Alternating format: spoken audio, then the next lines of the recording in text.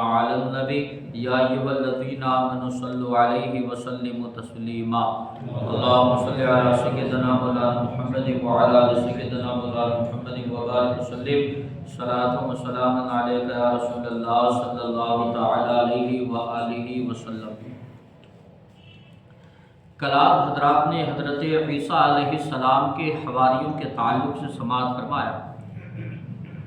ایک بار حضرت عیسیٰ علیہ السلام نے اپنے حواریوں سے فرمایا کہ میں تم سے ایک سچی بات کہہ رہا ہوں کہ تم نہ دنیا چاہتے ہو اور نہ آخرت۔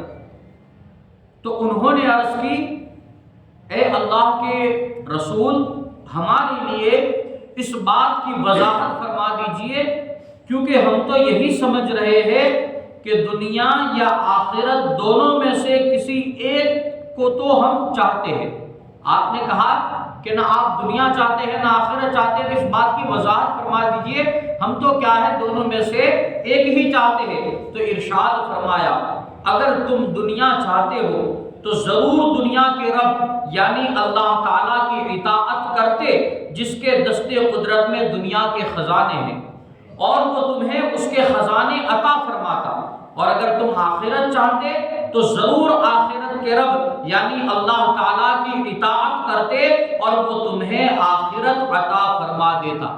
یعنی اگر تم دنیا چاہتے تو بھی اللہ کی اطاعت کرتے اور آخرت چاہتے تو بھی اللہ کی اطاعت کرتے، کیونکہ دنیا کا رب بھی کیا ہے؟ اللہ تعالیٰ ہے، اور آخرت کا رب بھی کیا ہے؟ اللہ تعالیٰ ہے۔ لیکن تمہاری نافرمانیوں سے یہی ظاہر ہے کہ تم نہ دنیا چاہتے ہو نہ آخرت چاہتے ہو۔ حضرت عیسیٰ نے کیا فرمایا حواریوں سے کہ تمہاری اللہ کی نافرمانیوں سے یہی بات ظاہر ہے کہ تم نہ دنیا چاہتے ہو نہ آخرت چاہتے ہو۔ ایک بات حضرت عیسیٰ علیہ السلام نے اپنے حواریوں سے فرمایا کہ حضرت عیسیٰ علیہ السلام خود بھی تکبر سے دور اور عاجزی اور انکساری کے پیکر تھے۔ تو اللہ تعالیٰ حضرت عیسیٰ علیہ السلام کے تعلق سے قرآن میں ارشاد فرماتا ہے نہ تو مسیح اللہ کا بندہ بننے سے خوشحال کرتا ہے اور نہ مقرب فرشتے، اور جو اللہ کی بندگی سے نفرت اور تکبر کرے تو عنقریب وہ ان سب کو اپنے پاس جمع کرے گا۔ خود عجز و انکساری کے پیکر ہونے کے ساتھ ساتھ دوسروں کو بھی اس کی ترغیب دیا کرتے تھے۔ حضرت عیسیٰ علیہ السلام بالکل عاجزی اور انکساری اختیار کیا کرتے تھے۔ چنانچہ ایک بار حضرت عیسیٰ علیہ السلام نے اپنے حواریوں سے فرمایا کہ کیا بات ہے کہ میں تمہیں افضل عبادت کرتے ہوئے نہیں دیکھتا۔ حضرت عیسیٰ نے اپنے حواریوں سے کیا فرمایا کہ کیا بات ہے کہ میں تمہیں افضل عبادت کرتے ہوئے نہیں دیکھتا۔ انہوں نے عرض کی اے روح اللہ، افضل عبادت کیا ہے؟ تو حضرت عیسیٰ علیہ السلام نے ارشاد فرمایا کہ اللہ تعالیٰ کے لیے عاجزی اختیار کرنا یہ افضل عبادت ہے۔ یعنی اپنے آپ کو بڑا نہ سمجھنا، عاجزی اور عاجز بندہ، کمتر بندہ سمجھنا، اور طاقت اور قوت کا مالک کسے سمجھنا؟ پروردگار عالم کو سمجھنا۔ تو تم اگر عاجزی اور انکساری اختیار کرو گے تو یہ افضل عبادتوں میں سے ایک عبادت ہے۔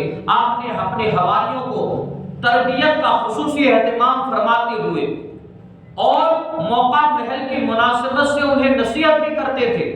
چنانچہ ایک بار آپ نے انہیں نصیحت کرتے ہوئے فرمایا کہ اللہ تعالیٰ کے ذکر کے علاوہ زیادہ کلام نہ کیا کرو ورنہ تمہارے دل سخت ہو جائیں گے۔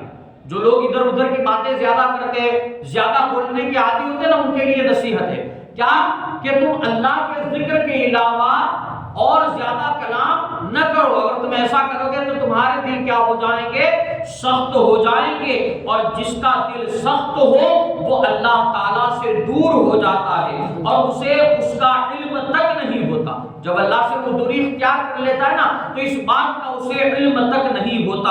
اور تم لوگوں کے گناہوں کو ایسے مت دیکھو جیسے تم آقا ہو۔ تم لوگوں کے گناہوں کو ایسے مت دیکھو جیسے تم آقا ہو، اور اپنے گناہوں کو دیکھو گویا کہ تم کیا ہے؟ غلام ہو۔ اپنے گناہوں کو دیکھو گویا کہ تم کیا ہو؟